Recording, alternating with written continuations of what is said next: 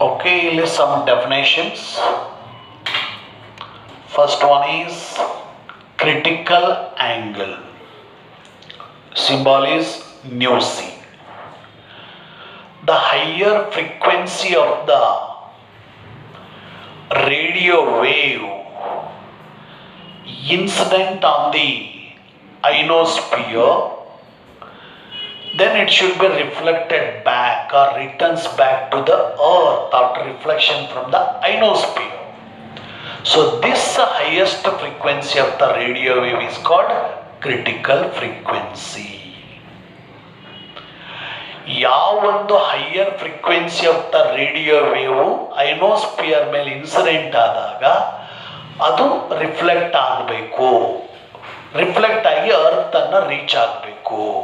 ಹಾಗಾದ್ರೆ ಯಾವೊಂದು higher frequency of the radio wave incident ಆದಾಗ ಆ ಒಂದು ಐನೋಸ್ಪಿಯರ್ ಇಂದ ರಿಫ್ಲೆಕ್ಟ್ ಆಗಿ ಬಂದಿತ್ತು, that higher frequency of the radio wave is called critical frequency. If the frequency of the radio wave is more than the critical frequency, then that waves should be penetrated through the ionosphere.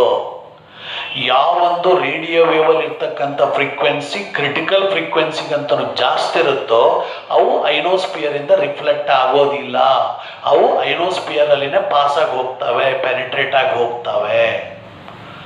ಹಾಗಾಗಿ that critical frequency of the radio wave can be determined by the formula nu c equal to 9 into bracket n max whole raised to half. N max is maximum number of electrons per unit volume in the each layer. ಇಲ್ಲಿ ನಮಗೆ ಗೊತ್ತಿದೆ D layer ಅಲ್ಲಿ maximum number of electrons R 10⁹ per meter cube. ಈ layer ಅಲ್ಲಿ 2 × 10⁻11 per meter cube.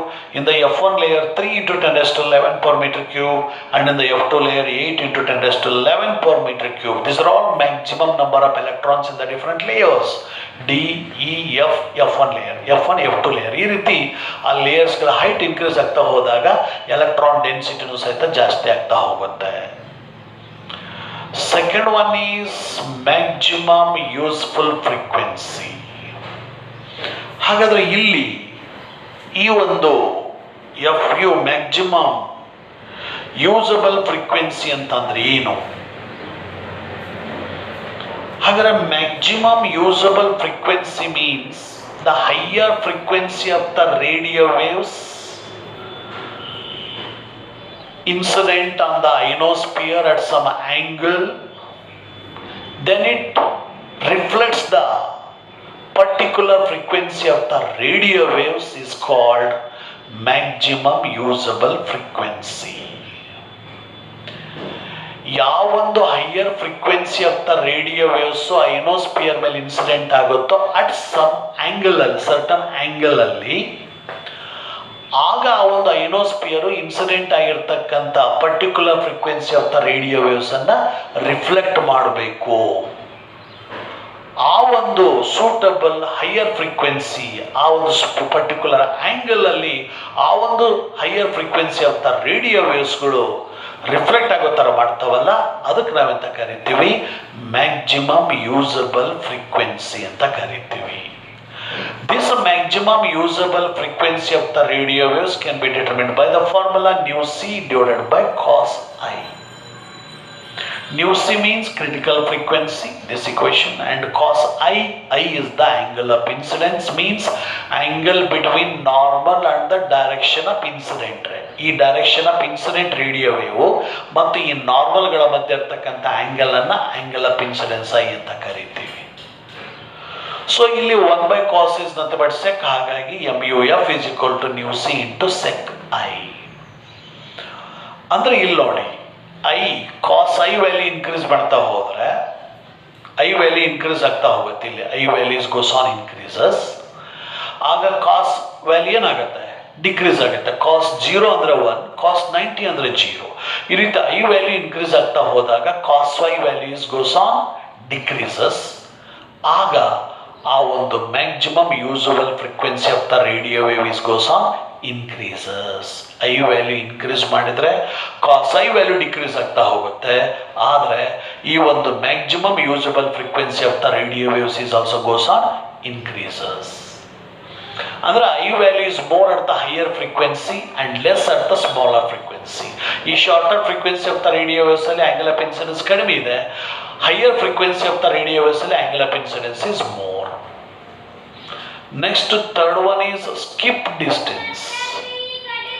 ಹಾಗಾದ್ರೆ skip distance ಅಂದ್ರೆ the smallest distance between transmitting antenna and the first receiver point at which the particular frequency of radio wave is reflected from the ionosphere is called skip distance.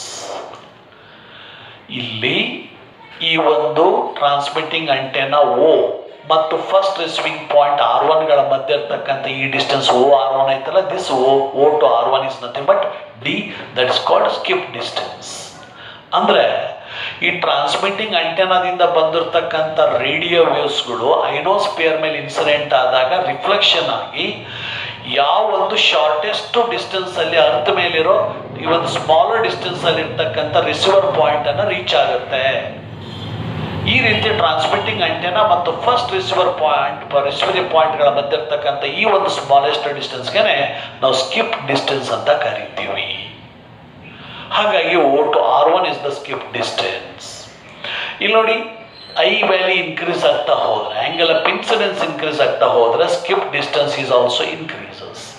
ಇಲ್ಲಿ angle of incidence ಕಡಿಮೆ ಇದೆ, skip distance is also less. ಇಲ್ಲಿ angle of incidence ಜಾಸ್ತಿ ಇದೆ, skip distance is more. ಅಂದ್ರೆ frequency of the radio waves increase ಆದ್ರೆ angle of incidence increase ಆಗುತ್ತೆ, ಆಗ skip distance is also goes on increases.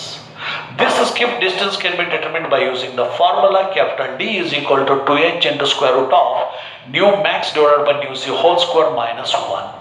H is height of the layer in the ionosphere. ಇಲ್ಲಿ ನೋಡಿ, ಇಲ್ಲಿಂದ earth surface ಇಂದ first layer ವರೆಗೆ ಇರ್ತಕ್ಕಂಥ virtual height is about 65 kilometre and ಈ layer is about 100 kilometre and F1 layer is about 180 kilometre and F2 layer is about 250 to 400 kilometer virtual height ಇದೆ from the surface of the earth. ಆ ಒಂದು height ಅನ್ನು H ಅಂತ ತಗೊಳ್ತೀವಿ. Nu max ಅಂತಂದ್ರೆ maximum frequency of the radio waves, nu C ಅಂತಂದ್ರೆ critical frequency of the radio waves. ಈ ರೀತಿ that skip distance can be determined by the formula D is equal to 2h into square root of nu max divided by nu c whole square minus 1. Then fourth one is fading.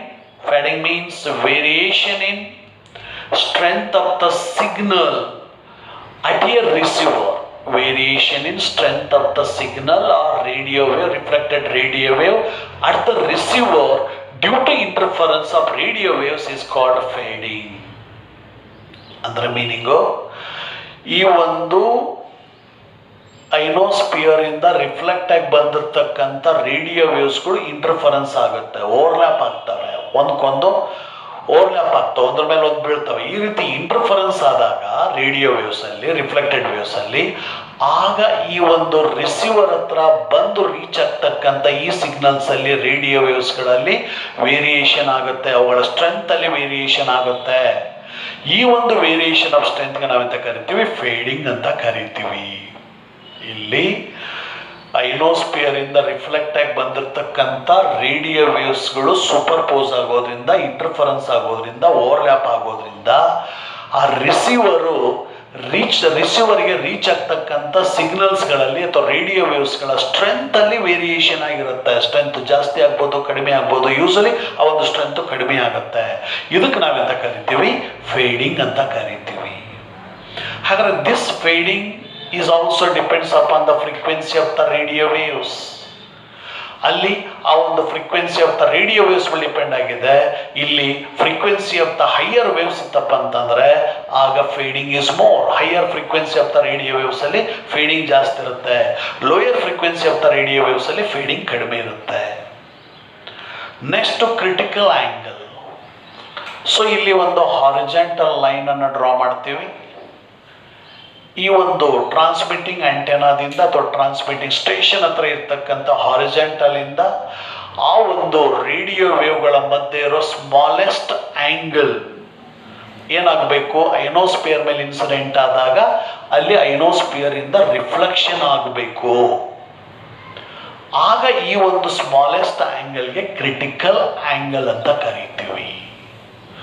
So ಈ ರೀತಿ critical angle ಅಂತಂದ್ರೆ smallest angle of the radio wave, particular frequency of the radio wave at the transmitter which reflected from the ionosphere is called critical angle. So ಇಲ್ಲಿ ನೋಡಿ critical angle ಇಲ್ಲಿ C ಇದೆ, ಇಲ್ಲಿ ಇದು critical angle, next ಇದು critical angle. ಅಂದ್ರೆ frequency of the radio waves increase ಆಗ್ತಾ ಹೋದ್ರೆ ಆಂಗಲ್ ಆಫ್ ಇನ್ಸಿಡೆನ್ಸ್ ಇನ್ಕ್ರೀಸ್ ಆಗ್ತಾ ಹೋಗುತ್ತೆ, but critical angle is goes on decreases.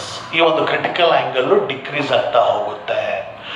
If ಆ ಒಂದು ಇನ್ಸಿಡೆಂಟ್ ವೇವ್ ಅಲ್ಲಿ ಇರ್ತಕ್ಕಂಥ ಫ್ರೀಕ್ವೆನ್ಸಿ ಹೈಯೆಸ್ಟ್ ಇದ್ರೆ, ಇಲ್ಲಿ ನೋಡಿ ಫ್ರೀಕ್ವೆನ್ಸಿ ಹೈಯೆಸ್ಟ್ ಇತ್ತಪ್ಪ ಅಂತಂದ್ರೆ ಅಲ್ಲಿ ಈ ಒಂದು ಕ್ರಿಟಿಕಲ್ ಆಂಗಲ್ ಇರೋದಿಲ್ಲ, ಅಂದರೆ ಆ ಒಂದು ವೇವ್ಸ್ ರಿಫ್ಲೆಕ್ಟ್ ಆಗೋದಿಲ್ಲ.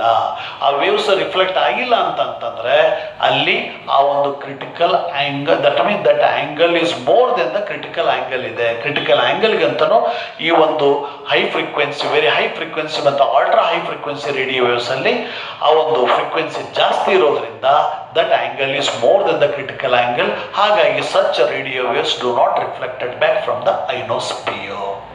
These are some definitions of radio waves.